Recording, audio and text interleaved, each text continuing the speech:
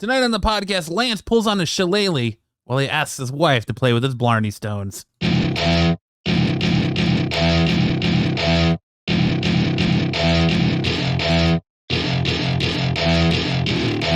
Welcome to my party, we're just getting started, a life is a dream. Welcome to an all-new episode of the Absolute Geek Podcast. I am Matt. I am Lance. How's it going out there in Dude, when you internet said land? that, I immediately had to look up for what the fuck a shillelagh was. You didn't know what a shillelagh is? No, it's a walking stick. Yeah. Yeah, That's you being said that. generous. Oh, jeez. I was Yeah, originally I going had to say no that. idea what the fuck you were talking about. I'm like, I was going to it's a originally say that you wanted your wife to spit on your Blarney Stones, but Oh man. How are you? hanging in there. I've been sick as fuck all week. Yeah, this diet that your doctor put you on is kicking your ass. You were telling me, right? Dude, yeah, no meat for 4 weeks, just vegetables, and everything is like super restrictive too. Like, I can't have oils, I can't have anything. Like, it's literally just like the same shit. And so, like, the first day, I got so bloated and just felt awful like that night and throwing up.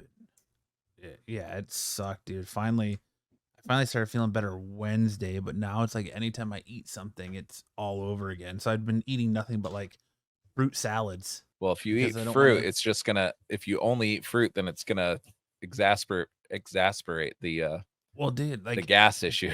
with me, if food makes me sick, like if I get food poisoning on something or like it makes me throw up, I don't want it anymore. Like the sound of it just Oh yeah, and the I get thought it. of it just makes me disgusted. And I know people are gonna be like, "Oh, look at you, right? Whatever you say, fat boy." But well, you don't look like you've ever missed a meal. But yeah, I'm just like, like, so my wife made this lentil soup and I took one bite of it and I wanted to vomit. And I was like, nope, don't want that. And I ended up going. So I didn't end up eating anything I finally ate for the first time last night. So I didn't eat anything Tuesday or Wednesday. And then Jeez, finally I dude. ate a fruit salad last night. And then I had to go to the, I went to urgent care because fucking fucked my knee up and sprained my, my MCL and fucking, I guess the other tendon that connects my fibula to the kneecap or some shit. But Yeah, so I had to go get pain injections for that and a brace and shit. So it's been a fun sucks, few dude. days, man. that sucks. But Yeah, you gotta be careful with those, like the vegan diet type stuff, like with the, because if you're prone to feeling bloated and stuff, like a lot of people don't understand, there's certain vegetables and fruits and stuff that can all vegetables make that bloat. Yeah. Yeah, but like specifically, like I think broccoli, Brussels sprouts, like stuff like that could really fuck up the. I had like stuff like cucumbers and just romaine salad. Cucumbers are like 90% romaine water. lettuce. Yeah, romaine lettuce and mushrooms and all shit. It's just all that shit. It's like you think of like the gases from a compost, dude, and it's just sitting in your stomach and it bloats you up. And like I tried Beano, I tried everything, and it just was not going well for me. If you run it's into just that the- again, what I take charcoal pills, Yeah, I have to and try that. and that seems to calm me. You know me, dude. I've had stomach issues for longer than the entire time Mhm. we've known each other. I've had stomach issues, and I always make sure, especially if I'm out of town or something like that, that I have a bottle of charcoal pills with me, because typically I'll take them and then I'll feel good maybe like an hour later. But it like just soaks up all the crap and everything in your body. And no, I'm not going to be 100% vegan, but like it's just to change the bacteria in my gut for health issues to try and get healthy bacteria back in my gut. And then I'm probably going to reduce like my meat eating down to like once or twice a week, but I'm not going to be full on vegan. There's no way. I like chicken wings and ribs and Yeah. steak too much. But Well, that's me, dude. My doctor said, "Hey, I want you to eat less red meat." And I swear it's 80% of my diet.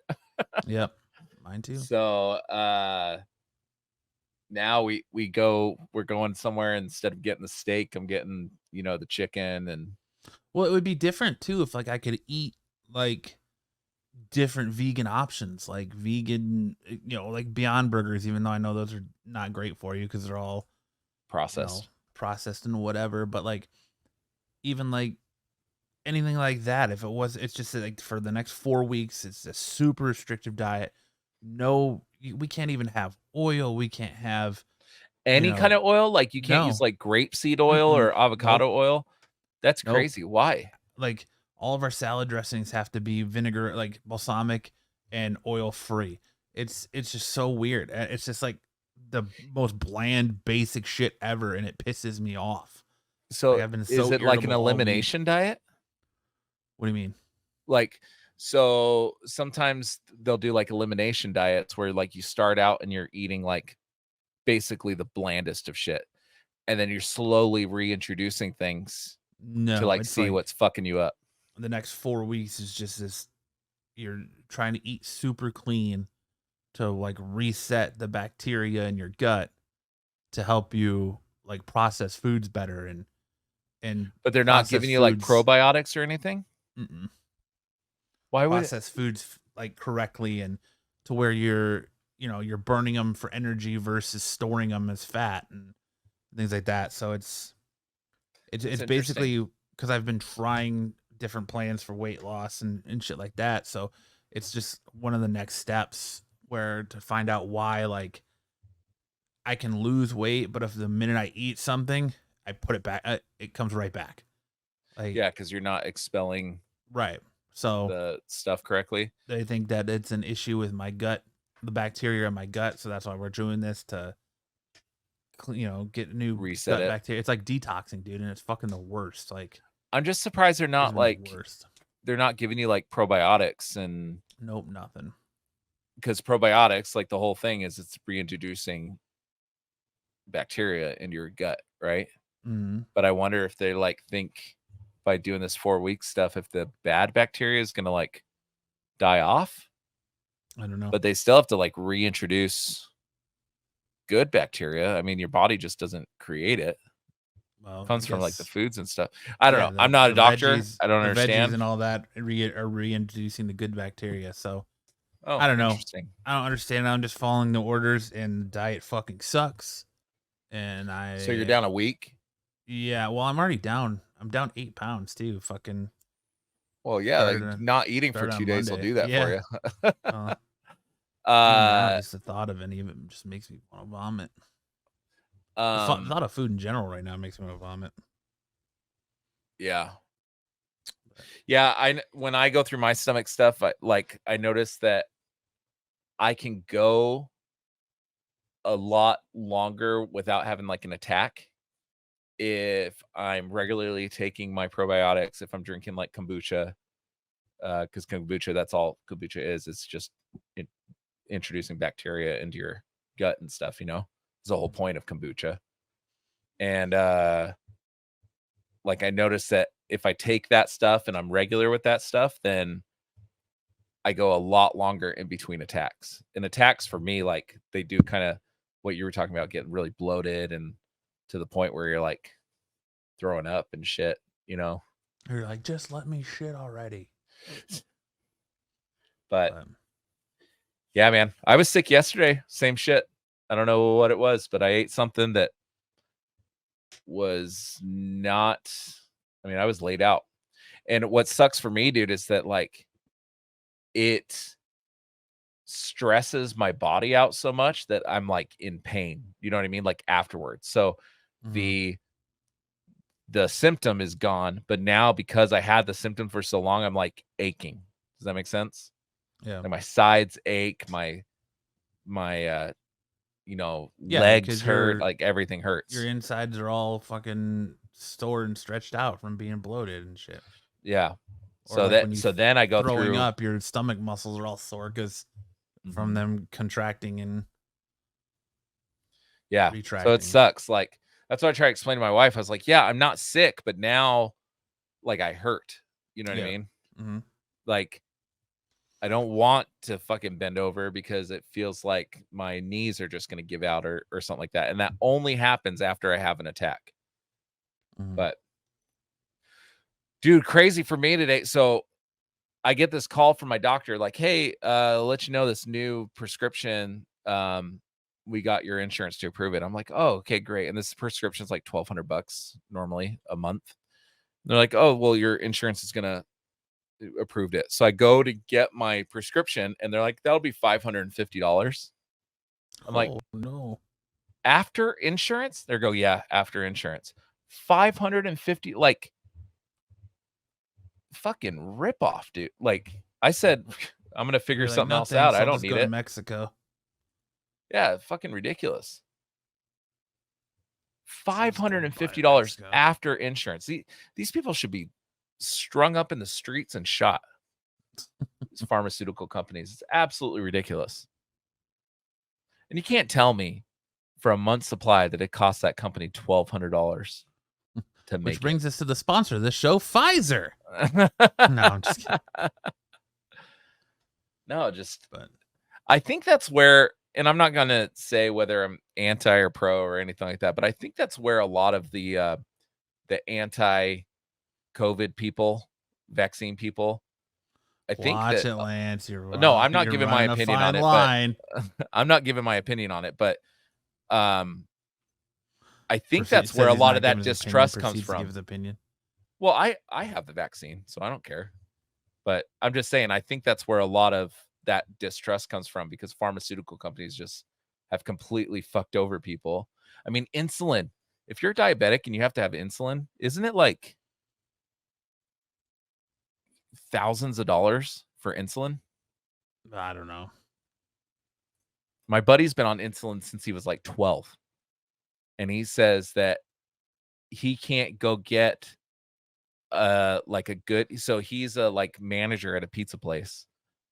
And I was like, well, why don't you like go try to get a better paying job? And he's like, because as soon as I make over this amount, then I lose my state sponsored health insurance, and insulin is gonna, the amount that I have to pay for insulin is going to make it to where I'm making less than what I'm making now. Like, he has to make a substantial increase, like 5 times more than what he's making now, to outweigh how much he pays for insulin without the state sponsored insurance, or the access, or whatever they call it in Arizona. Why wouldn't at that point you just go to Mexico and buy it? Like, I don't know. What's nice is he went to Mexico and got gastric, I think it's called, where the band. Yeah, the gastric bypass surgery. And now he's lost so much weight, dude. He's probably lost 150 pounds. And now he doesn't need the insulin like he did before. But dude, we couldn't even go out of town with it. He had a little refrigerator he had to bring with him to put all of his insulin. He couldn't even he couldn't go camping because there was no way to like keep his insulin cool. I'm like, what? Since he was like 12 or something, like preteen. What a welcome to Your life. Health and You, and by Absolute Geek Podcast, huh? Jesus. Oh no, I'm not in any position to give my opinions on people's health, but something's fucked up with pharmaceutical companies. I think. Look at a big pharma beatdown starring Lance Pepperoni. Hey, I don't think I'm alone, dude. I'd be hard pressed to find anybody that thinks pharmaceutical companies are, what's the word? Like scrupulous? Is that the right word? Like honest? Yeah. But there's a reason they call it big pharma, dude. Big mafia. Yeah. Speaking of things that are big, Sagoo. My dick. No, just kidding. Yeah, right. We already established that.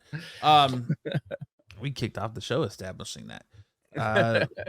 DC has been pretty active this week as far as the new James Gunn DC universe is going. Marvel is too. We got a little bit of a title update for Venom 3. Titled Venom 3: The Last Dance. Clearly makes me wonder if they're going to. I know we started talking about. I sagooed to DC and then went into Marvel. But yeah, Venom 3: The Last Dance coming out October 25th instead of its original November 8th release date. Earlier. Yeah, Venom: The Last Dance will screen on premiere large formats in IMAX theaters. From the early set photos we talked about last week, it looks like the movie picks up right after the events of Spider-Man: No Way Home. So it's going to be interesting to see what that pertains and how that takes place. And So you said it's called Last Dance. yes, Is that potentially in your mind? Do you think they're drawing from something to like?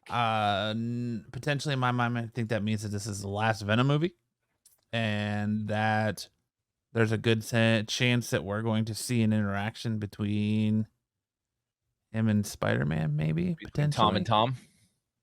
No, I don't know. Part of me wants to say more like Tom and Andrew. This I don't whole wanna say Tom Spider-Man and thing Tom, yeah. confuses me. So you got Sandman. What's his name? That plays Sandman. Thomas Hayden Church. You got him saying that Spider-Man 4 may or may not happen with Toby. Mm-hmm. Then you've got people saying, well, just throw Andrew into this Spider-Man-less Spider-Man universe, right? And then you got Tom in the MCU. So they're going to have 3 consecutively running Spider-Mans going, 4 if you count the animated stuff. Well, I don't know. That's just speculation. There's not a whole lot known about the movie yet. Just offset photos and stuff where he goes back. You know, he gets snapped back to his universe at the end of No Way Home. Spider-Man: No Way Home, and the symbiote is left in the MCU With Danny So, Rojas. Yeah, I'm assuming that they might potentially go the route of The Last Dance, where you find out Eddie Brock develops cancer, and the Venom symbiote pretty much rejects him, calls him weak, and rejects him. So we could be going that route where we see Venom reject Eddie and make his way to a spider. Now, Eddie Brock was already sick in the first movie. That was the whole thing. I don't remember the first Venom movie. It's been so long since I've seen it. That was the whole thing. So he was already sick and got the Venom symbiote, and then obviously he was no longer sick. And at the end of the movie, he gets the Venom symbiote back because he's so sick and he's in jail. I think he got arrested, and then Michelle Williams puts on the suit to go rescue him from jail. I remember that, but and yeah, he had like, I don't know what he was sick with. I'm assuming cancer because that's what it is in the comics. But I want to say it was something with like his liver or something like that. But he was sick. I vaguely remember that now that you say it. Yeah. I'd have to go back and watch the first Venom movie again. I'm sorry. It's not as bad as the second one. I wouldn't be, because I think that means I effectively erased it from my memory. Now I just wish I could erase Let There Be Carnage, and then we'd be good. But yeah, I don't know. It'll be interesting to see what they do with it. I don't want to expect Spider-Man in it. I'm expecting a different Venom symbiote. Like, I think Toxin was the next one that they teased in Let There Be Carnage. Well, which one? Well, we had Scream, right? Yeah. So we've had Venom, Carnage, and Scream so far. And then what was the other one? Well, there's tons in the first one. Was it Anti-Venom? Who was it? He was like a gray looking one. I only remember him because in the fight scenes, a lot of people complained that you couldn't tell which one was which. Well, that was Carnage. You couldn't tell which one was which. In the first movie too. The first movie was not a. The first movie was just, it was nothing. It was just another symbiote. It doesn't have anything to do with any. Oh, so they didn't give him a name? I don't think so. I don't remember. I don't believe so. But Yeah, so you're thinking Toxin, huh? Yeah, because Toxin ends up being one of Carnage's offspring, and he attaches himself to a New York City police officer by the name of Patrick Mulligan. Oh yeah, that's in the second movie. The police officer gets it, doesn't he? So I would assume Toxin isn't it going to be in it, and we're going to see that. I don't know. The last dance just kind of sounds to me like it's the final Venom movie, which is interesting since they haven't even gotten to like the Null stuff or any of the newer stuff, or the Dylan Brock, his son, or anything like that. So I don't know. We'll see. But Venom 3 is still pushing forward, regardless of Madam Web's. Madam Web's disappointing box office numbers. So disappointing fact that it dropped on digital platforms today. So you can buy that abomination on all of your streaming platforms that you buy movies on, like Vudu or Apple TV or Amazon Prime or You know what whatever. I would love to see is what was that Carnage book that came out? That series that came out. Is it Absolute Carnage? Absolute Carnage, Maximum Carnage. Where he's Carnage is going around killing everybody that's been in contact with the Venom symbiote. Yeah, That'd be cool to fucking see. But Marvel would have to do it, right? Like, and that would come way down the line because you have to establish Venom attaching itself to different people, right? Yeah, Would be because fucking the Venom awesome. symbiote originally leaves Eddie Brock and attaches himself to Matt Grogan, aka Scorpion, and then goes back to Eddie Brock, I believe, and then goes to Flash Thompson. So the Venom symbiote has actually been, been around the block a few times, like my ex-girlfriend. Well, I have a whole line. I have a whole line of Venomized character. I think those are them right there. But Venomized Kingpin, Venomized Groot, Venomized. I don't know what else is in there. Everything Venomized. Some of my favorite ones. I was just looking up. I only know some of these, but I was just looking up like the best Venom symbiotes, and of course they got Scream and Toxin and stuff, and then they've got number one being I always forget his name, Null. But they've got this all black, and that Loki? I'm sorry, is it Venom? What is it? Top 10 what? Venom symbiotes, like or it's Venom, the 20 strongest symbiotes. Oh, okay. So number 20 is Lasher. I don't know that one. He's one of the children of Venom and the result of a Life Foundation experiment. He was in the 6-part comic. I was gonna say because Null was not a Venom. Null has nothing to do with Venom, but other than Null is the god of the symbiotes. So, but that makes sense. Yeah, it's not Venom, but it's like in the universe. I think it's what it's saying. 19 is Agony. That was purple. Okay. Different. It was Gemma Shin. I don't know who that is. Then Phage. Okay. Yeah, a lot of these I don't know. Phage bonded with the mercenary Karl Mock to become a super soldier. Mm-hmm. Later gave the ability to. I guess I don't know that much about Venom. A lot of these are new, so. Like, oh, are they? Is that why I don't recognize them? Symbiote Spider, because I just pulled the same list you're talking about. Symbiote Spider is the new Black Widow in the Venom book has obtained a symbiote. So symbiote Spy Widow is Black Widow symbiote.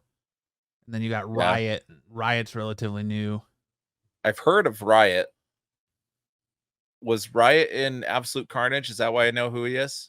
He might have been. Then Scream, of course, we know Scream, Yeah. who was featured pretty heavily in the newest Spider-Man game. Mm-hmm. Then Hybrid. This one's just called Hybrid. I don't know this one. Created after the symbiote Scream destroyed the other 4 Life Foundation creations: Phage, Riot, Lasher, and Agony. Then there's Venom at 13. Mania. Mania looks kind of cool. Mania is a clone of Venom made from a piece of his tongue, initially bonded to Patricia Robertson, as it would go on to become one of many heroic symbiotes. So many, in fact, that Marvel editorial decided Mania needed to switch sides. What makes Mania stand out from other symbiotes is that she was granted the Hell Mark by Mephisto, seen as a potential demon lord. Yeah. Hell Space Knight Venom. Yeah, a lot of those are ridiculous. And Carnage. A lot of those you're not even going to see. We're probably not even going to get in the movies. So, well, some of the like character designs are just kind of like Space Knight Venom looks like Venom. Yeah. Like there's no reason for it. Scorn, which looks more like an android than a symbiote. I don't even know how to say this one. ZZXZ. Nailed it. It's from the planet Clintar. It's unlike, yeah, no thanks. Toxin. I know Toxin. I think I have a Funko of Toxin. Anti-Venom. Which you can only get Anti-Venom if you have Mr. Negative, right? Yep. Mr. E. Mr. E was one of the first symbiotes Null created, an attempt to manipulate living darkness. Mr. E would travel to Earth and develop its own ambitions of godhood, seeking to turn humans into shadow creatures under his control. Yeah. And then Grendel.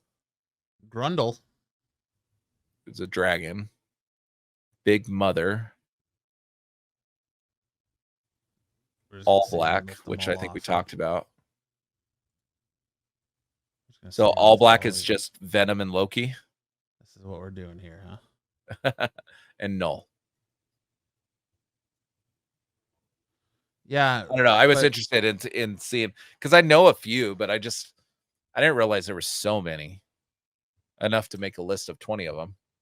Following suit on that, though, that note, you would think Sony would take a page out of Marvel, the MCU, who said that due to lackluster performances of its predecessors, they will not be moving forward with Eternals 2, Captain Marvel 3, or Ant-Man 4, supposedly. Right now, which I was telling you that go ahead. those movies are not being moved forward with right now due to the lackluster performance of their predecessors in the box office. See, and what, like, Eternals 2 makes sense. The Marvels 3 makes sense. I'm surprised they wouldn't take another crack at Ant-Man, because Ant-Man 1 is pretty loved by most people, right? Like, people liked Ant-Man 1. It's a sleeper. It performed okay in the box office, but not like MCU standards. Yeah, but like, looking back on it, you liked it, right? Yeah, I like the first Ant-Man. And Ant-Man 2, not as good, but it's nowhere near as bad as the Eternals and the Marvels. Ant-Man 3 had many issues. But I mean, Paul Rudd is a marketable actor, right? I think he gets people to the movies, right? I'm just surprised that they would just completely abandon doing another Ant-Man movie. I mean, it's not like they're abandoning the character altogether. They're just abandoning his solo movie, which Marvel's kind of doubling down on that, and in Kevin Feige's words, or Bob Iger's words, whichever you want to believe, they're doubling down on it, and they're going back to only producing movies that are sure winners. And right now, Eternals was not. Ant-Man and the Wasp: Quantumania was not. and the Marvels sure as hell was not. Well, So, but Ant-Man 3, like, yeah, it didn't get glowing reviews, but it still made a decent amount of money, correct? I'm not sure what their box office take on it. I don't think it was. I wouldn't call it a failure.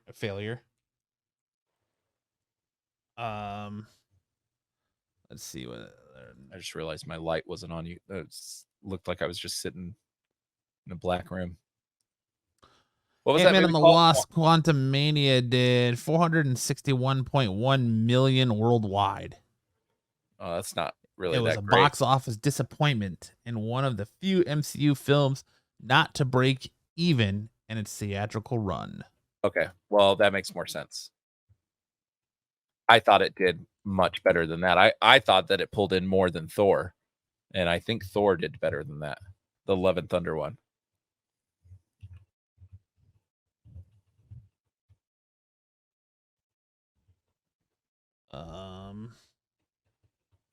Thor: Love and Thunder box office film gross 760.9 million worldwide, Yeah, it did making it the almost double. 8th highest grossing film of 2022, as well as the 2nd highest grossing film in the Thor franchise. So here's my point with that. Like, yeah, Ant-Man and the Wasp didn't make that much money, but it was better than Love and Thunder. And Love and Thunder made double the money. So is it a character issue? Statement, Cotton. I really did not like Love and Thunder. Like, I would much rather watch Quantumania again than Love and Thunder. Oof. All right. But I don't know. It might be recency bias because I remember just hating Love and Thunder. But do you think that it has something to do with the character's name recognition? Do you think it has something to do with the actors involved? Like, why do you think? Because Love and Thunder came out after Quantumania, didn't it? Yes. No. Thor: Love and Thunder came out in 2022.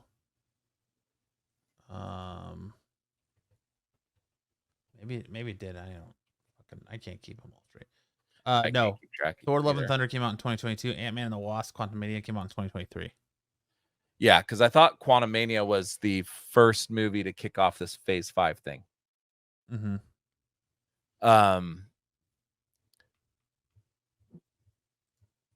Oh wait, that defeats my point then, because Love and Thunder came out before it. Point null and void. Look at that.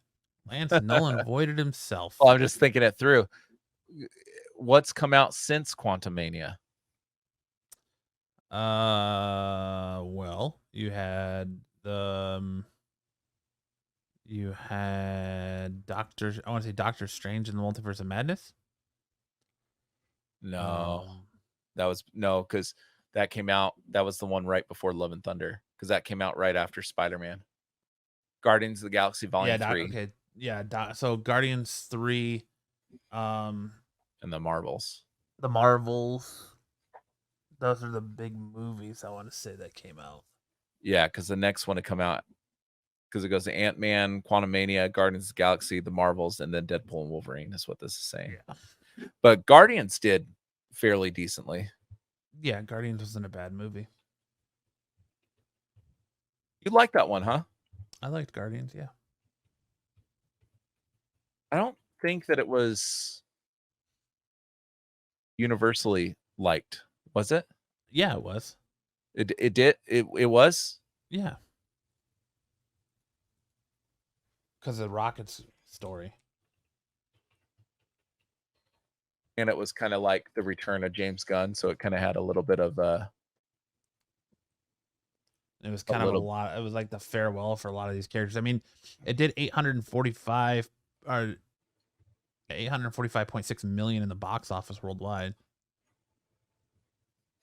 It was nominated for best. It's got a 82% Rotten Tomatoes score with a 94% audience score.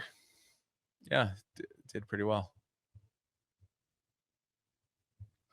I mean, I liked it. I remember you and I talking about it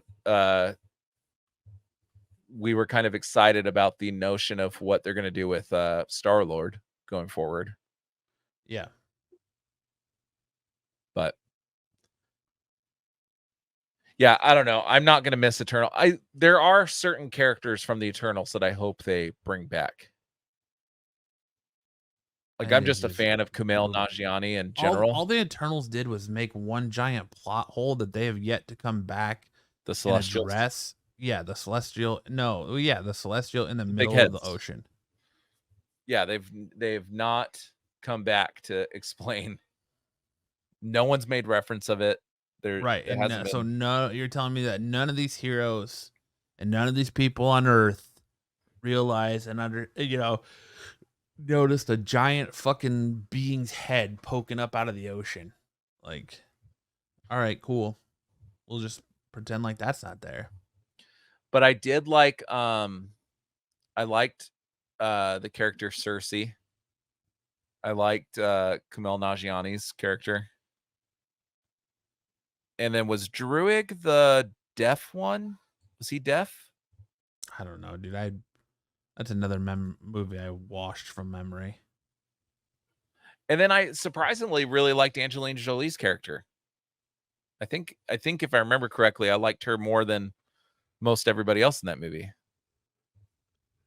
The only thing I fucking remember about that movie is Harry Styles coming in at the after credits scene with and Patton Thanos' Oswalt brother. as Yeah. the imp. Mm-hmm. Yeah, I don't know. It's I think the biggest thing with Marvel is they are juggling 3 different storylines when it comes to the street level, the celestial stuff, and the galactic stuff, right? Wasn't that the 3 things that they're kind of doing? Yeah. And excuse me. I think that originally when it came to the Infinity Saga, it was like one thing. It was everything. The train was rolling down the track towards one thing, right? But now there's all these, and that was an amazing feat in and of itself, right? To make this, I mean, studios have changed the entire way they do some of these franchise films because of what Marvel did, right? And it was just one thing. It was all leading towards the same thing. And now they've got 3 different roads that they're taking that are all eventually going to converge, from what I understand. But I think it's just too much. Like, I think if you're going to do the street level stuff, like, do the street level stuff, or you can have a whole phase where it's just the celestial stuff, but don't. I mean, I just think it's too many balls they're juggling. Heyo. Would you agree with that? Yeah, they need to just cut it back to just do space and street level and let the space people be in space and the street level be street level and be done with it, because it is a lot to juggle. And this whole, I feel like they've already dropped the ball and there's a lot of plot errors already with this whole like multiverse stuff, and it's really just convoluted and it confused people. And now I think they're adding another wrench into it because they're doing this Young Avengers thing. Yeah. Which is going to be a totally different. So you're going to have street level and then street level Young Avengers, a totally other storyline. It's just Kevin Feige, I think's bit off more than he can chew. What I would like to see is Kevin Feige be in charge of the whole thing and then get 3 people under him, or maybe 4. Hey, you're in charge of all the street level stuff. You're in charge of all the celestials, like Kevin Feige's light, right? Well, they already have a writer's room, and they're supposed to have, you remember there's that whole thing that they were, we have that big whiteboard of timelines and, events that take place that, are so to they make sure that they lose continuity and what's happened with that. Like, I don't know. Just separate them back out. Street level, cosmic, and let's continue on. But And then all of them being in the same multiverse thread, right? Mm-hmm. Yeah. They all need to kind of bleed. So have the multiverse be the overarching theme of the whole thing, but you have your street level stuff, you have your cosmic stuff, you know, the celestial stuff just needs to. I don't know why anybody thought that was a good idea, but just feature the celestial stuff in the cosmic stuff like they did with Guardians 2. Wasn't that the whole thing? Ego is supposed to be a celestial. He's an eater of war. He's like the living planet. I don't know if he's supposed to be a celestial. He might be, but Well, I mean, nowhere where they live is a giant celestial head, isn't it? yes. So I mean, they can incorporate that story so you could have, you know, Thena or whatever in an Avengers movie. Like it doesn't have to be its own separate. I think they want to give everybody like this front and center starring role where maybe sometimes, Hawkeye doesn't need his own movie, right? He can Well, just be that's why he never got one. He got his own show, but that was more so to introduce Kate Bishop. yeah, but Black Widow got her whole own movie, and I don't think that was necessary. Yeah, I agree. But But that was just because there's a big push for a female-led standalone Marvel movie, like because of that whole like, oh well, Marvel is sexist and doesn't want to make a woman-led movie and this, that, and the other thing. So that yeah, was but more then it just just seems forced backlash there. disingenuous. Then it just seems disingenuous because now it's like after the fact, right? If you wanna start featuring female-led superhero movies, then they did it with Captain Marvel. Well, no, Captain Marvel was hey, this happened way before everything else you've seen that's happened. It was a prequel of sorts. Same with Black Widow, right?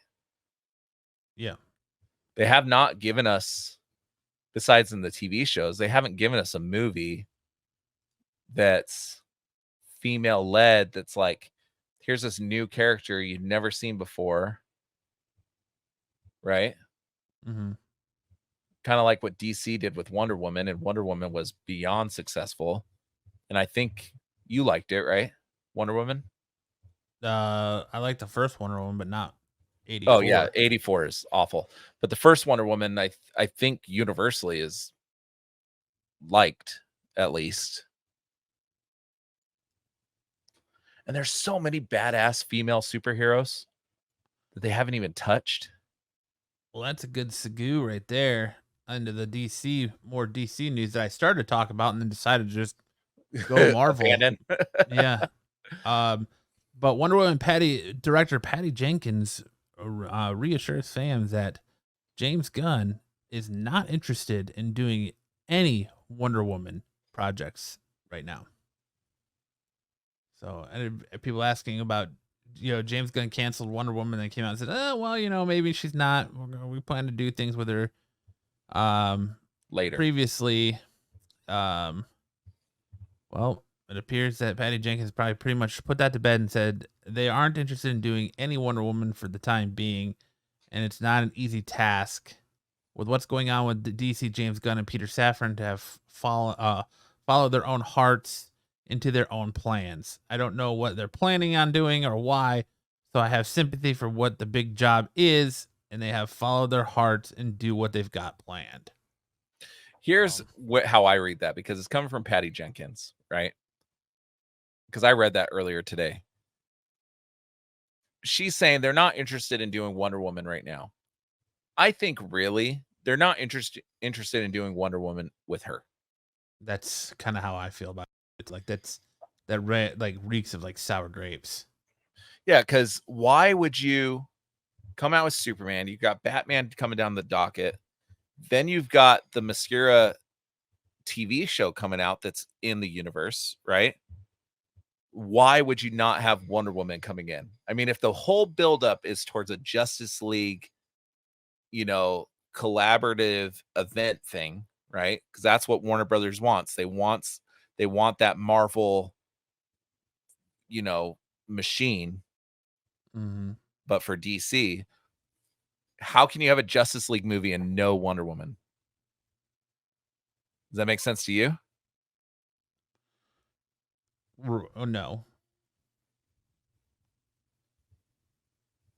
You wouldn't have a Justice League without a Wonder Woman. It's like But they're kind of staying away from they're not exactly forming a Justice League right now. Oh, I don't think the Avengers movie is going to come for not Avengers. Justice League movie is probably not going to come for at least 10 years. Which is what they should have done in the beginning. I mean, it was Man of Steel, Batman versus Superman, maybe Aquaman, I think, came out before that, and then bam, Justice League. Yeah. And everybody hated it because you had the Flash in it, nobody gave a fuck about him. You know, they just kind of tried to get at par with Marvel and release Justice League all quickly, you know, without doing the proper footwork before to get the Justice League movie to where people actually cared about it. But I definitely think Wonder Woman's coming, and I don't think they want Patty Jenkins anywhere near it. I think James Gunn has his little group of people that he's comfortable with and that he's worked with, and I'm sure that he's going to bring other people into that, but some of these people that were involved with the Snyderverse beforehand, I don't think he wants anywhere near this new. He wants to get rid of the old regime altogether. Why do I get this weird feeling that like his wife is gonna end up being Wonder Woman? I don't think so. They're definitely going to go younger. I mean, his wife's already in Peacemaker, but I just Oh, did you see the Peacemaker news? yeah, that they're gonna start filming on it soon. Yeah, but the first season is not canon, Yeah, I saw and that. the second season is canon. Mm-hmm. Well, it's a James Gunn's DCU. Right. So it's going to be like a reboot, but not a reboot. Okay. Like You're it's pulling the me way I read intrigued. it. I'm interested to see what they do with it, but No, I really think Wonder Woman is going to be somebody in their mid to late 20s to be at that same age as Superman. they should have the chick who plays plays her character or plays in Titans, plays Wonder Girl in Titans. Plays Wonder Girl in Titans. Sorry, it's not. Oh, Maybe it's not Wonder Girl I'm thinking of. No, yeah, the girl that's Wonder Woman, but not Wonder Woman. She's like her sister or something like that, right? Or niece. I know who you're talking about. She gets killed in the show. Yeah, my mind is all over the place from the fucking being sick all week. She plays Donna Troy. Right. Connor Leslie. I think she should play Wonder Woman. And James Gunn's DC. I think it's going to be somebody that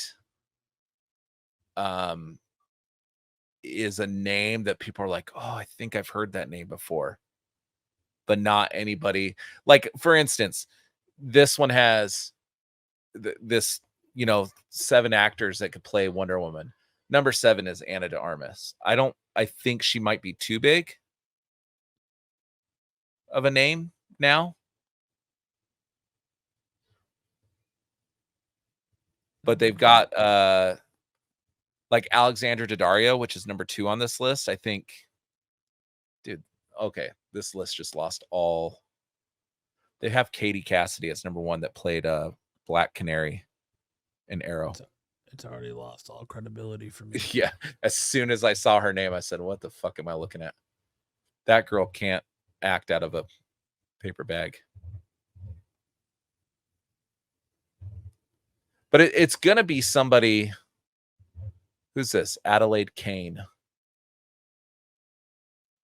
I think it's going to be somebody in their mid to late 20s. Maybe. Time will tell, my friend. I just don't Who would know. have been perfect is the girl that they're getting to play Lois Lane. You think Rachel so? Brosnahan. Oh yeah, dude. She's such a good actress. She would have been perfect. I don't know, man. I don't want to sit here and fan cast movies just because it's like, oh my god, we're doing this again, with DC, like all these characters again.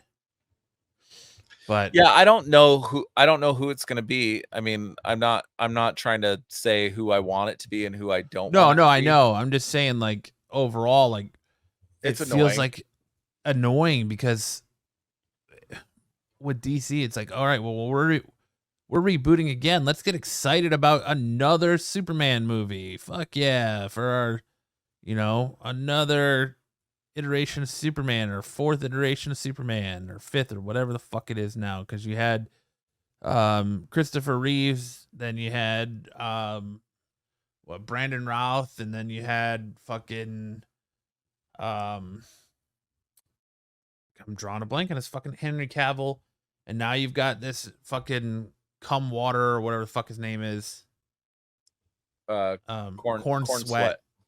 And so it's like, yeah, let's get fucking stoked for another iteration of fucking these heroes. And we're just rebooting, but we're rebooting with the same shit. So it is what it is, man.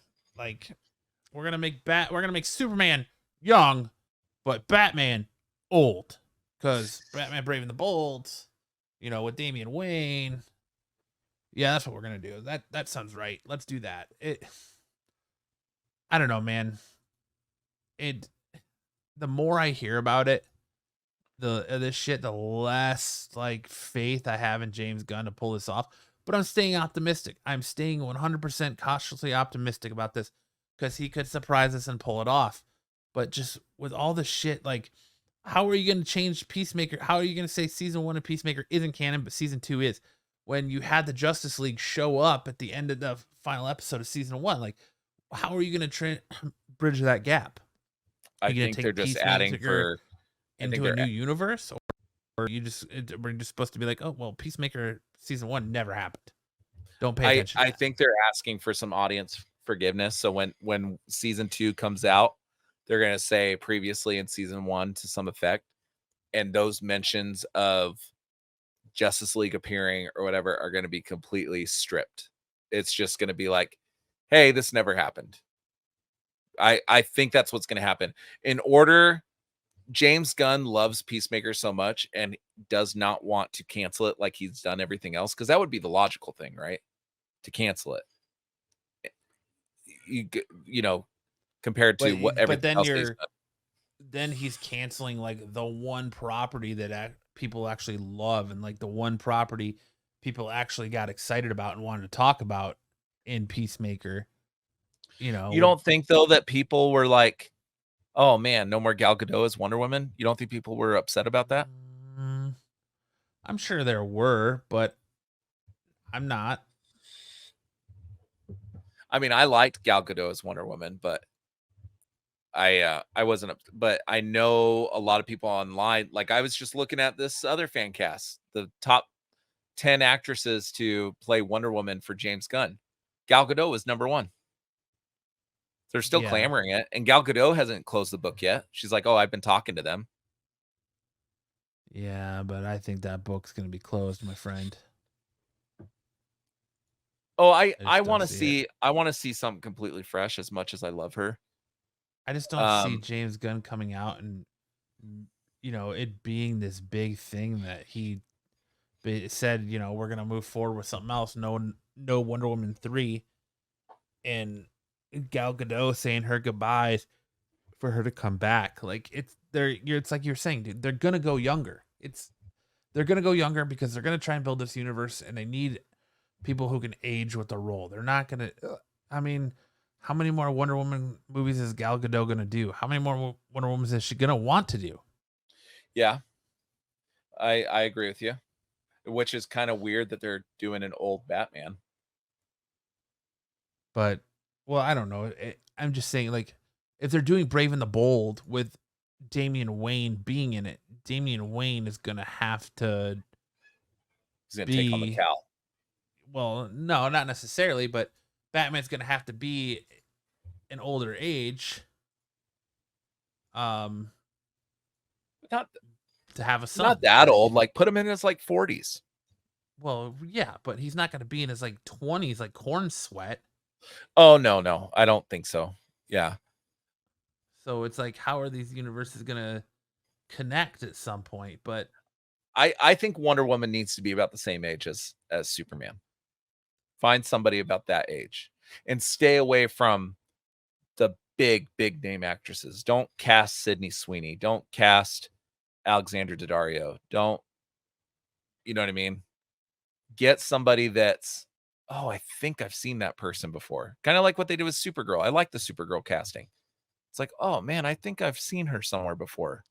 oh, you mean in House of the Dragon, only one of the biggest shows on HBO? Yeah, but if you're not a House of the Dragon fan, she looks kind of familiar. But I mean, like Chris Evans was Captain America. He was a great Captain America, but he wasn't the name recognition that he is today. Well, no, but I mean, he's swinging a mist on fucking 3 different attempts being superheroes. Yeah, but he Well, was I just wouldn't like, say 3. I would say 2 with the Human Torch, and the Human Torch twice, and then well, he was Captain in Human America again. Torch, Push, Oh, yeah. and what's the other one? I just know him from Not Another Teen Movie. On the He Losers, was also in right? he was also in Scott Pilgrim versus the World. But that was after Captain America. No, I'm pretty sure Scott Pilgrim was first. Was it? I don't Pretty think sure it that's was.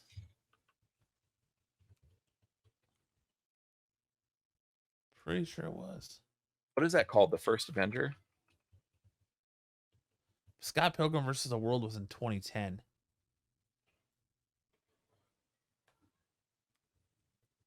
Yeah. 2011 Captain America, the First Avenger. So, Interesting. I don't know. It's funny how all this time has passed because that was what 14 years ago. It doesn't feel like that long ago at all. Yeah, that, and it also, you forget, like Chris Evans has been such a big name now that you just assume that when that movie came out that he was a big name at that point, but I don't think he hadn't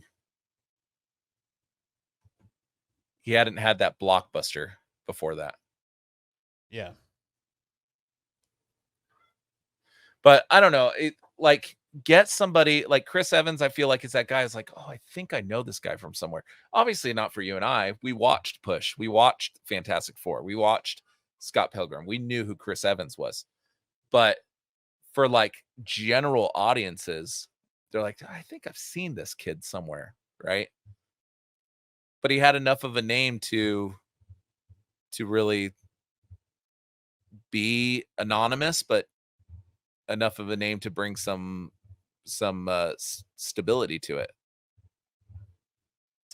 Yeah, and another casting rumor, or well, I shouldn't say casting rumor, but another rumor we got was that there was potentially a Batman Beyond animated movie being shopped from the creators and studio that brought you Spider-Man Into and Across the Spider-Verse. That depending on where you go is still being talked about, has been shelved. Lots of conflicting stories out there regarding this, but the images on it were phenomenal, and it makes you stand up and wonder and scream, why aren't we getting this movie? So this is the actual artist, what I was telling you earlier, Matt, and that shared these images, right? This post was on, by the way. Oh yeah, they're fantastic. I wanted to specifically show them. Very much in the vein of Spider-Verse, which this this artist was involved in both of those movies, the Spider-Verse movies. But Give me according Michael to this Keaton. person, I don't know if it's a woman or a man, but according to this person, as of February 20th, they're still shopping it. Listen, give me this movie in this animation style, in this thread. Give me Michael Keaton as Old Man Bruce Wayne. Bring back Will Friedle as Terry McGinnis. And let's fucking go. I think Will Friedle's retired. I don't think he's acting anymore. No, he still does voice acting. Does he? Yep. And he does like 1 million podcasts now too. Yeah. I get clips from his Pod Meets World all the time. I don't know. This could be, it doesn't have to be part of the overarching, arcing DCEU thing. It could be one of these Elseworlds things, but judging by these images, I don't know who's writing it. Did it say, what is My Dad the Bounty Hunter? Oh, that's that Netflix cartoon, I think.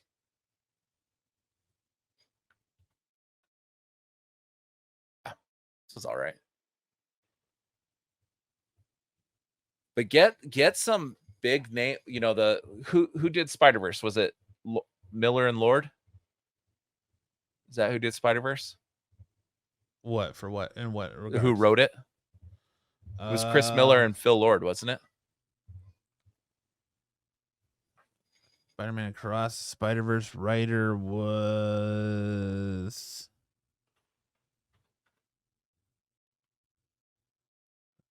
I don't know. Yeah, Phil Lord, Christopher Miller, and David Collingham. Yeah, which Lord and Miller had, and I can stop sharing my screen here. Lord and Miller had a lot of writing credits beforehand with some pretty decent movies. You get somebody to, get this Patrick Harpin guy to write his draft and then give it to somebody that actually has a bit of I think it can be as big as Spider-Man Into the Spider-Verse, Batman Beyond movie. We've been clamoring for it, dude. They wrote Clone High for MTV, Cloudy with a Chance of Meatballs, 22 Jump Street. I mean, yeah, he's wrote the Lego Movie. The Lego Movie was the big one, I think, that shocked everybody. How actually good the Lego Movie was. They directed Solo, a Star Wars movie. Well, they got fired from it. Yeah. And then Ron Howard took over. Mm-hmm.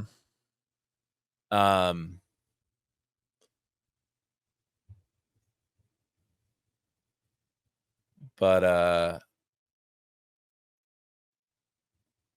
yeah, Cloudy with a Chance of Meatballs. Both of them.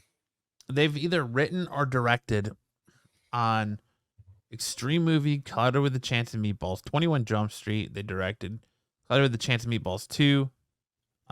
They wrote and produced the Lego Movie. They directed, wrote, and produced 22 Jump Street. They directed and produced Brigsby Bear. They were executive producers on Brigsby Bear. Interesting. The Lego Batman movie, they were producers. The Lego Ninjago movie, they were producers. Cocaine Bear. Yeah, Spider-Man Into the Spider-Verse. Oh, the Mitchells and the Machines. Have you seen that one? No. Mitchells and Machines was awesome. They did America, the motion picture. Cocaine Bear, Strays, the Will Ferrell Strays movie. Well, so that one I would like to forget about. Produced. So, I mean, they were either executive writers, producers on a lot of things. Oh yeah, Smallfoot. My kids love Smallfoot. They were writers on How I Met Your Mother. They did an episode of How I Met Your. They did 17 episodes of How I Met Your Mother. I Brooklyn know Nine-Nine. They you're a directed big How episodes I of Met Your Brooklyn Mother Nine-Nine. fan, Yeah. aren't you? Mm-hmm.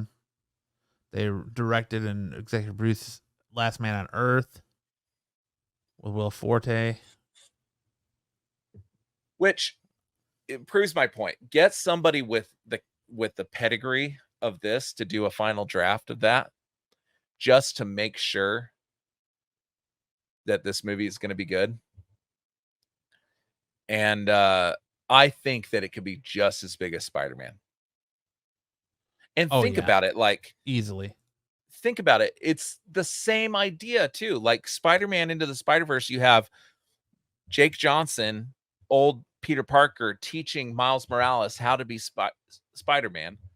Batman Beyond, it's the same exact thing. You have old Bruce Wayne teaching Terry McGinnis how to be Batman. It's the same. It's the DC version of Miles Morales. Yeah. I don't know. Dude, It's I'm a all for it. no-brainer. Like, give it to me, you know? Well, in Batman Beyond, if I remember correctly, so Batman the Animated Series was critically acclaimed, right? The original Batman the Animated Series. They came out with other stuff, but it wasn't until Batman Beyond that actually felt like kind of a continuation of the animated series, right? Like they feel like they're in the same vein. Yeah. Give it to me, man. Yeah, I agree. I agree.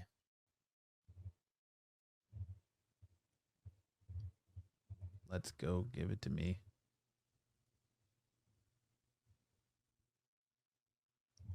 But give it to me. I don't know, man. I trying to see animation. Like what?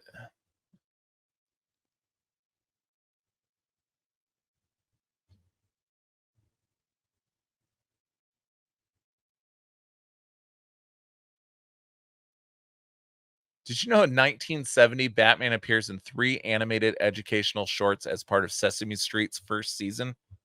No, I didn't. That is hilarious.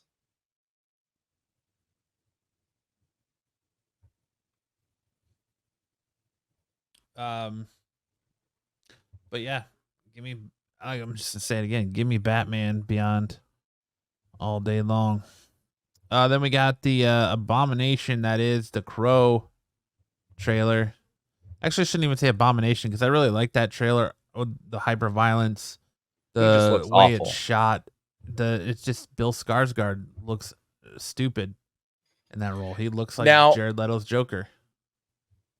I could potentially, just because Skarsgård is such a good actor, right? He's the one that did Pennywise, right? Yeah, he was Pennywise. He's such a good actor that, and if the movie is good, because judging from the trailer, it looks like it could be good, except for the way he looks. If the movie's good and he puts in a good performance, I could overlook how he looks. Maybe. But I feel like they've just put themselves behind the starting line That's by still making him look that way. that's still a rough thing to get over. Like, I get what you're saying, but just him looking that way. Like, we talked about the image of him last week, and the trailer did no justice to it, and I'm just not excited for this reboot, man. I thought the trailer looked cool. He just looks like a fucking idiot. I mean, it is the Joker. Everything about it is the Joker. It's honestly very little originality is in this because it looks so much like Jared Leto's Joker. Just no white paint. Jared Leto was They painted him white, didn't they? Or was his Yes. skin highlighted Yeah, or something? He was painted in the movie, I believe. But look at this with the mullet and stuff. I mean, Yeah, it's not great.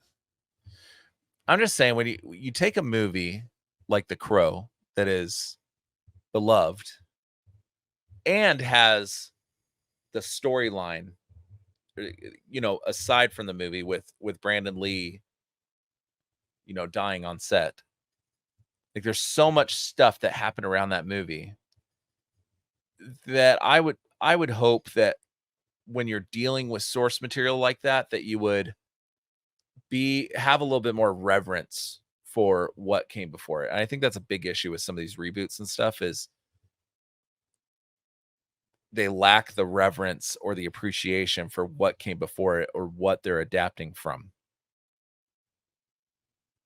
I mean, we talked about it last week about how some of these directors or writers and stuff are encouraged to not read any of the comic books for the comic movie that they're adapting. Yeah.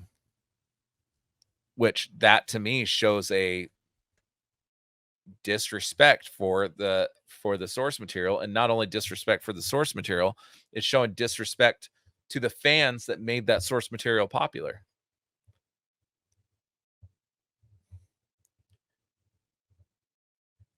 But I don't know. I think aside from the way it looks, the action looks really good in it. I mean, Dude, the shot where he gets stabbed with a sword and then shoots through himself to pulls the sword out. shoot the guy stabbing him was fucking badass. The Yeah. action looks badass.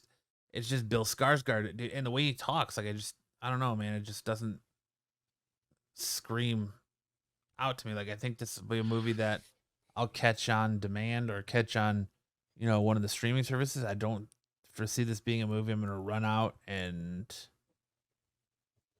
go to the theaters to see. Yeah, I don't. Definitely not an opening weekend movie. I'm gonna wait till other people go see it and then hear what. If it gets glowing reviews, I'll go see it. But if it's one of those movies, like it's okay, I can wait. It also depends on what else is out.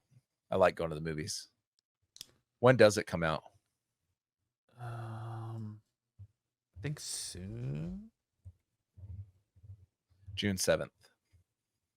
Yeah, so it's right in the middle of the summer when a lot of other good shit typically comes out.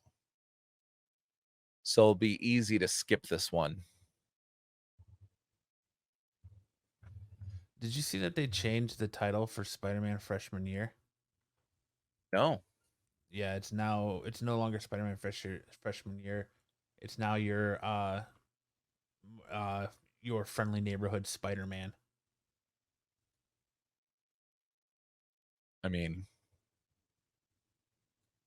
it's better. Dude, even Marvel animation has me worried. We're a week away from X-Men 97 coming out, and they just fired the showrunner.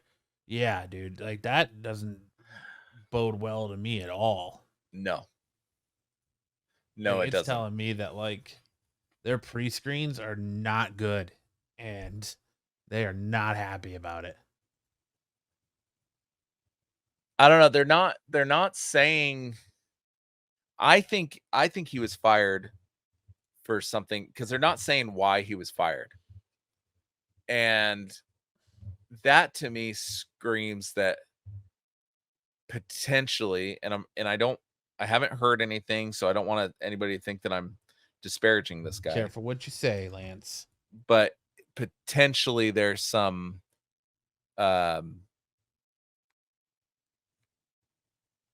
conduct issues, I wonder. Because it just seems weird, man. Even if the show was bad.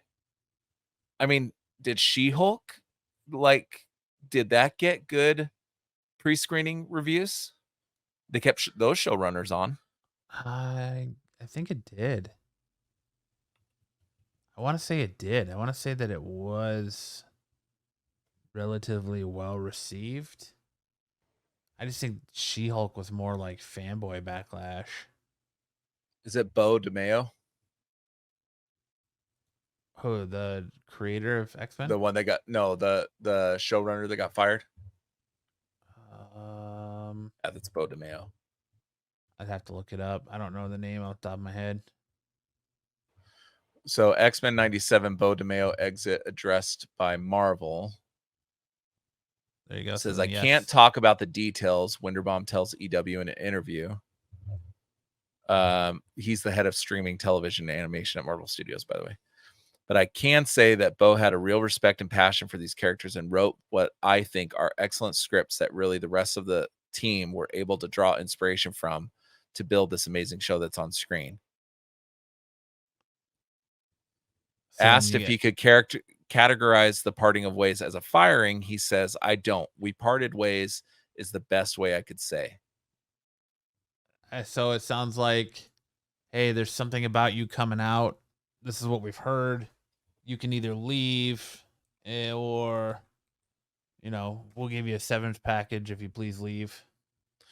Yeah, that's why to me it something about it feels like it's a conduct issue. Like, hey, you're not fired, but we're gonna get the cart before the horse, or to and get you save out of here face now. and not have another James Gunn issue come up. They're just like, well, it'd probably be better for all parties involved if you just walked away, and then potentially we can do business again in the future. Because what are they going to do with the second season of this? Like, they're gonna have to go find an entirely new showrunner and all that if X-Men 97 is a massive hit and they're gonna give us another season of it. Or is this just a one and done? So this says the writer and producer who's been involved with the sequel to X-Men the animated series since 2021 was set to speak with members of the press for additional interviews to promote the show. Even prior to the news breaking, he had been pulled from the media rotation, and his ever active social media presence has been scrubbed from the internet. By Friday, his accounts were reactivated. Winterbaum also told Variety of the subject matter, he did excellent work writing seasons 1 and 2, and I can't wait for fans to see the series. The entire team came together to create a revival worthy of the X-Men 60-year legacy. We're all truly standing on the shoulders of giants. In addition to actively promoting the show on social media, DeMayo regularly posted shirtless gym selfies, and he operated a non-explicit OnlyFans account for a time. Oh, that's what it was. That's right. It was OnlyFans. However, none of that was kept a secret, though showrunner and writer shifts are fairly common on ongoing projects. The fact that DeMayo's departure comes so late in the process still poses a lot of questions. In terms of where X-Men 97 currently stands in terms of getting a new showrunner, Winterbaum offers a rundown of where the team is at in the process. They just didn't want a dude with the fucking OnlyFans marketing that show and working on a Disney product. That's what it is. Yeah, but he's had that for a while, and it says none of it was secret, and it was non-explicit. It was just shirtless gym selfies. Yeah, but still, when you hear OnlyFans, what do you automatically associate that with? Yeah, it's true.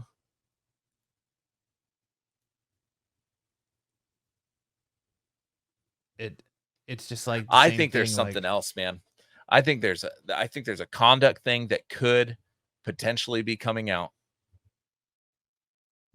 The dude's just posting shirtless gym selfies, man. Let him be. Leave him alone. But there was a lot of fanfare when he was announced because he's a gay black man. So there was a lot of excited people about his hiring, and to be fired so unceremoniously just raises a lot of questions. We all know Disney's track record on both of those, so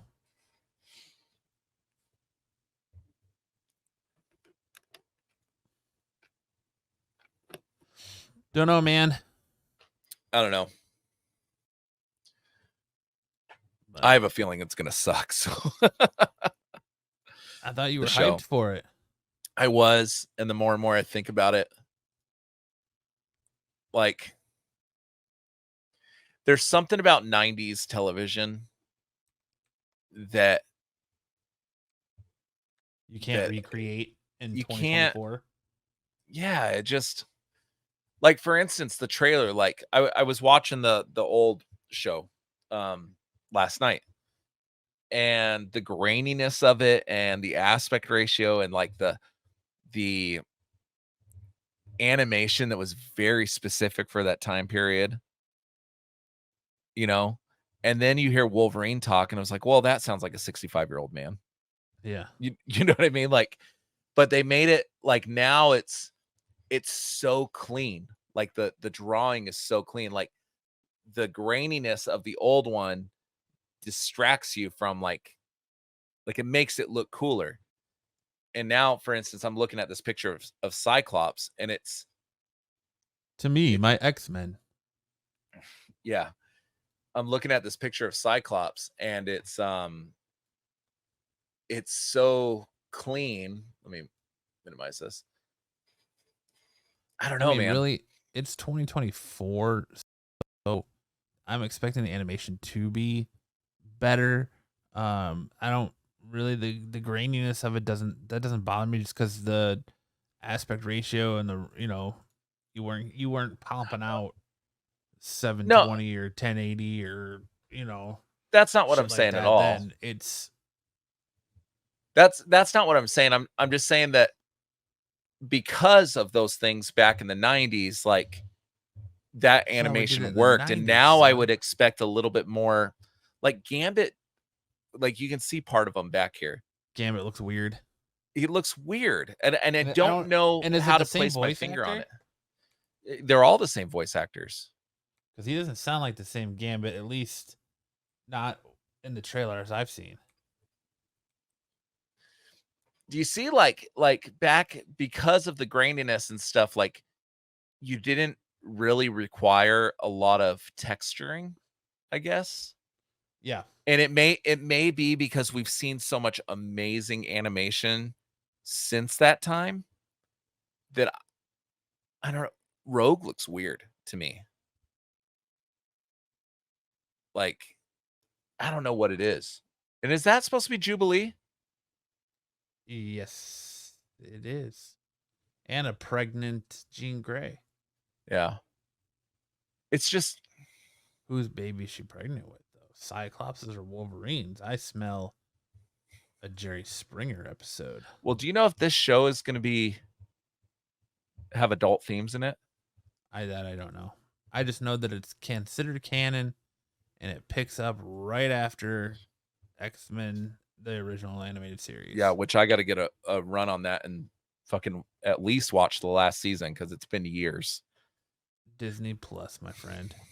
But yeah, I know. I turned it on the other day. Livy loves it, by the way. Really? Yeah. When in the first episode, Jubilee like shoots her little sparkles at the Sentinel, and she's like, "Ooh," and starts clapping. Like she loved it. Oh, She God, she just likes to sit on my lap and watch TV, like that bonding thing. You're raising one of them kids that's gonna clap at a movie when a movie ends. But I don't know. Who is this in the back? Who's that supposed to be? With the that's Morph. That's Morph. That's one of the big Morph big dies issues with the movie, but he comes back later on. And that's one of the big things that people are up in arms about is that Morph is non-binary, and people are like, "Well, no, he was a dark-haired man. How's he non-binary?" But the creator comes out and says, "Well, if you think about it, Morph can change genders. There's times when he comes back to life and he's, taking his revenge on the X-Men for leaving him to die. He pretends to be Jean Grey and kisses Wolverine. So therefore, Morph being a shapeshifter means he's non-binary because, that's what I would assume you would, when you say non-binary, I think shapeshifter. So, and that's the words of the creator of the show. So a lot of people were pissed off about that.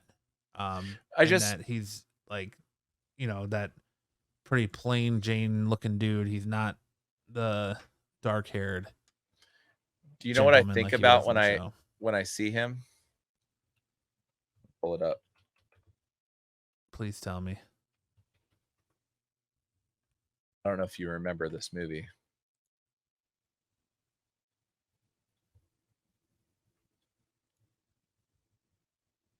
I loved this movie when I was younger. Powder. Yeah. Yeah. Do you remember this? Yeah. That's what the dude reminds me of.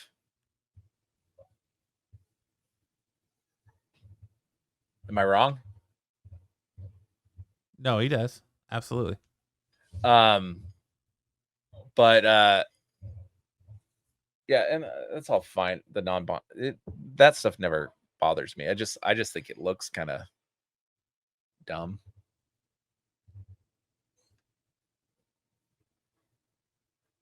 See, and all these people are like, "Oh, they made him non-binary." Why aren't they pissed that they took away Rogue's ass? They are. That's another one that people are pissed off about. But I guess I don't remember the later seasons of that show because I had no idea that Morph came back. I don't remember that at all. Yeah. I need to watch it, dude. Yes, you do. Apparently so. So does he reconcile with them in the old series? I can't remember that far back. I just know he comes back and he kisses Wolverine. Yeah, he tries to extract his revenge on the X-Men for leaving him to die at the hands of the Sentinels. Yeah, I need to get cracking on this. But any other news? No, I think that's pretty much it. That's a good place to end the show this week. You excited for Ghostbusters? I am excited for Ghostbusters. Yes, I just got to figure out childcare to be able to go see it when it opens. Yeah, I'm going to be in Pine Top, so I won't be on the show next week, which I told you that. But for our listeners, I will not be here. And they only have one movie theater there, and it kind of sucks. So I don't know. I may go see it opening there and then actually go see it at a decent movie theater once I get back. Press through, my man. Press through. Well, I saw Afterlife like 4 times in theaters because I'm a, you know me, dude. I'm a huge Ghostbusters fan. Love Ghostbusters. In fact, if I could show you, I'm printing on my 3D printer. I'm printing a gigantic Ghostbusters logo right now to hang on my wall. You're a fucking nerd. Because I like Ghostbusters, man. Ghostbusters awesome. I'm just kidding. I own all the Ghostbusters Legos. I own, except the reboot ones. But all the, like, I own the Firehouse. I own the Ecto 1. I own like several. Oh, if you don't own the all female cast one, then you don't you're not a super fan, man. Yeah, no thanks. I do own a Playmobil Ecto 1 from the reboot, but I bought that before the reboot came out. And then the reboot came out and I said, fuck this movie. But you can't see it because it's behind my shelf over here. But I have all the action figures that came out. They're like Marvel Legends, but they're Ghostbusters version. I forget what they're called. They're Hasbro, aren't they? Yeah, but they're like yeah, I forget what they're called. But yeah, so I'm so excited for this movie. And really bummed that I'm going to see it at this movie theater in the middle of the mountains. That's feels probably like not even showing it. Oh, they're showing it. Yeah, they show all the new releases. It's just this movie theater was built probably 15 years ago, but when you walk inside, it feels like it was built about 30 years ago. It's in Pine Top Sholo. So if anybody's familiar with that area, like there's a lot of people there. So it's the infrastructure there is nice. That's a long drive, my friend. 3 hours. Fucking A, man. My parents got a place up there, so we're going to stay there. I've been going up there since I was 5 years old. It's still a long ass drive, my man. I love it. 3 hours. When you could just go to, how far is Flag from you? About 3 hours. Yeah. I prefer Pine Top over Flagstaff. Flagstaff is in like Prescott. They're more city than Pine Top. Like Pine Top. Yeah, I've been to Pine Top. I know what Pine Top's like, but You know what I mean, though? Like Flagstaff still feels such a like long- there's. It just feels like such a long fucking drive. For you, it's probably, I don't know, It's 4 like hours? No, it's like 3. Aaron Well, and I you- did it in like 3 hours. Yeah, so you probably can take the B line all the way up. So it probably cuts a lot of time. I go through this Salt River. So up that way. But I don't know. I'm excited. I love going up there. Apparently they just had a blizzard yesterday by Arizona standards, whatever that means. So they got 6 inches of snow and probably everybody freaked out. Means snow. But yeah, go see Ghostbusters. And then I think Matt's going to talk about it next week. Yeah, I might put a little show out myself next week to have a little Continuity. convo about it. Not continuity, consistency. Yeah. But whatever words. And dude, I just started watching The Gentleman on Netflix, that Guy Ritchie show. Yeah, any good? It's pretty fucking awesome. Yeah. I like it. It's very much like what you would think a Guy Ritchie show would be. So if you like Guy Ritchie, you'll like this show. I like Rich Guy. Rich Guy. Yeah. I love your Fat Cobra. You should change your Instagram handle to Fat Cobra. Is it still on there? Yeah, I see it right there. Oh, nice. I put my Instagram handle and Matt puts Fat Cobra. Absolutely. But yeah, man, if you don't have anything else. No, yeah, that's all I have. So that'll do it for this week's episode of the Absolute Geek Podcast. Make sure to hit that like and subscribe button if this is you're new here. Make sure to tell your friends so we can grow this channel. And on that note, for this week's episode, I'm Matt. I am Lance. Saying, who you gonna call? Not Lance, because he's gonna be seeing Ghostbusters in Podunk Das Pine Top. The hill. All you freaks and geeks, come all you freaks and geeks. Let's listen to Absolute Geek. Absolute Geek, We'll go ahead and spread our cheeks spread the cheese, and drink And some we're for Cosby Absolute- wine. we'll Come drink on, some you Cosby wine. It makes me feel real fine. See you next time on the Absolute Geek.